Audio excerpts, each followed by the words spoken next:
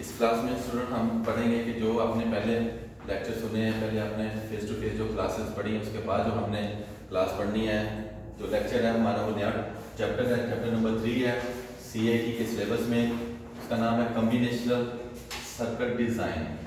Combination circuit design का मतलब है कि आपने कोई ऐसा सर्किट डिज़ाइन करना है जो कि लॉजिक सर्किट बने और उसमें गेट्स इस्तेमाल। कम्बिनेशन लॉजिक सर्किट को समझने के लिए हम एक इस तरह हम कह सकते हैं कि उसमें सिर्फ और सिर्फ गेट्स हों और गेट्स का जो फंक्शन हमने पहले सीखा है कि उनकी इनपुट्स होती हैं और उसकी आउटपुट होती है। लेकिन जब ज़्यादा गेट्स लग जाए तो ज़्यादा आउटपुट भी हो सकती हैं और इनपुट्स के मुताबिक उसका देखा जाता है, फंक्शन उसका लिया जाता है। तो इस सारे प्रोसेस को कि जिसमें इनपुट पर जो चेंज होगी लॉजिक सर्किट में, वही चेंज आउटपुट पर भी जाहिर होगी। जो आउटपुट पर चेंज जाहिर होगी वो किसी तरीके से लॉजिक फंक्शन, बूलियन फंक्शन के जरिए या बूलियन अलजेब्रे के जरिए वो चेंज होगी। जो भी तब्दीली इनपुट पर होगी, जो भी इनपुट पर चेंज होगी बाइनरी डाटा की सूरत में, वो तब्दीली आउटपुट पर जब जाहिर हो तो इस तरह के जो सर्किट बने होते हैं उन्हें हम कम्बिनेशन लॉजिक सर्किट का नाम देते हैं। कम्बिनेशन लॉजिक सर्किट की अगर हम देखें, एक डेफिनेशन देखें तो असल में क्या है, एक डिजिटल सर्किट ही होते हैं जिनको बूलियन फंक्शन के मुताबिक ऑपरेट किया जाता है और उनका जो तब्दीली का या उनका जो आउटपुट पर जो फंक्शन होता है, आउटपुट पर जो रिजल्ट आता है वो तब आता है जब कोई तब्दीली इनपुट पर हो। मतलब जब हम कोई एक गेट पढ़ते हैं, फर्स्ट किया एंड गेट हम पढ़ते हैं, तो उसमें दोनों इनपुट पर जो कि इसकी वेरिएबल है वो दो से ज़्यादा भी हो सकती है, लेकिन दो वेरिएबल का जो एंड गेट है जिसकी आउटपुट पर हम जब हम फंक्शन देखते हैं कि इसकी आउटपुट 1 और 0 कब होगी, तो ये चेंज उस वक्त हो, ये रिजल्ट तब आएगा जब इनपुट पर कोई डाटा अप्लाई किया जाए। इनपुट पर डाटा हमेशा क्या होता है, दो इनपुट के लिए हमें 4 कॉम्बिनेशन बनाने पड़ते हैं 1। तो इस तरह क्या होगा कि इस गेट का जो फंक्शन आपने पढ़ा है कि जब तक इसकी दोनों इनपुट 1 नहीं हो जाती उस वक्त तक आउटपुट पर 1 नहीं हासिल होता। इस तरह जब 1 नहीं होंगी दोनों इनपुट तो आउटपुट पर उसका डाटा जो है वो 0 ही है। इन गेट्स की मदद से जो आगे लॉजिक सर्किट बनेंगे, पीछे जो कुछ आपने पढ़ चुके हैं कि बूलियन एक्सप्रेशंस या वो कैसे हासिल होती है, उसमें SOP और POS, प्रोडक्ट ऑफ सम और सम ऑफ प्रोडक्ट का जो फंक्शन है वो हमने गेट्स जोड़कर सीखा है।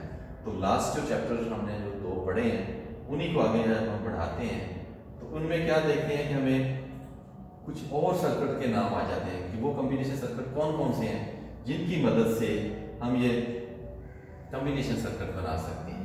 अगर हम कम्बिनेशन लॉजिक सर्किट का एक ब्लॉक डायग्राम सा देखें जिसमें क्या होगा कि इनपुट्स शो हो रही हैं, आउटपुट शो हो रही है, और यहाँ पर मैंने डॉट लगा के और लाइन आउटपुट बनाई है और यहाँ पर भी डॉट लगा के और इनपुट बनाई है। इसका मतलब है कि 2 से ज़्यादा भी हो सकती है, n variables output, n variable output, यानी कि 2 से ज़्यादा भी हो सकती हैं जितनी भी हम रिक्वायरमेंट के मुताबिक, और उसके मुताबिक आउटपुट जो है वो चेंज होगी। आउटपुट पर जो चेंज आएगी वो इनपुट पर चेंज होने से आउटपुट पर आएगी। ये किस तरह आता है, ये लॉजिक गेट्स की सूरत। तो बहुत से कम्बिनेशन सर्किट जो है वो लॉजिक गेट से बनते हैं।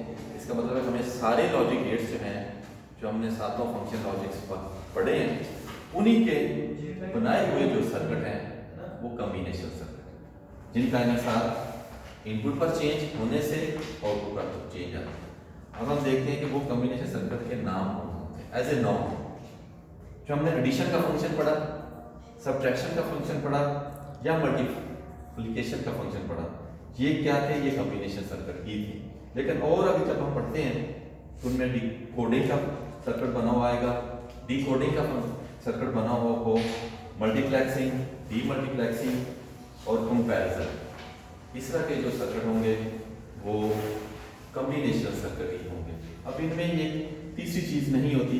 आपको पता है कि लॉजिक सर्किट में या कंप्यूटर सर्किट में मेमोरी वाला फंक्शन होता है जिसमें कोई डाटा स्टोर हो सकता है। तो लिहाजा हमें कम्बिनेशन की एक पहचान और है कि ऐसे सर्किट जिनमें स्टोरेज वाला फंक्शन ना हो, जिसमें कोई भी मेमोरी या वो ना हो, कोई डाटा को स्टोर ना किया जाने की सलाहियत ना हो, वो कम्बिनेशनल सर्किट कहलाते हैं।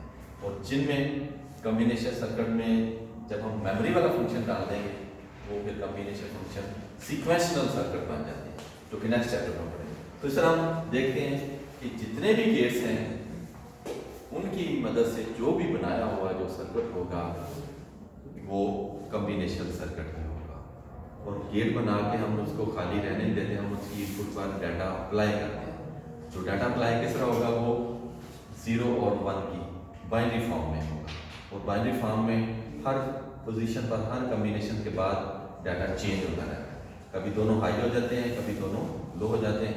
इसके बाद इनपुट पर जो डाटा होगा वो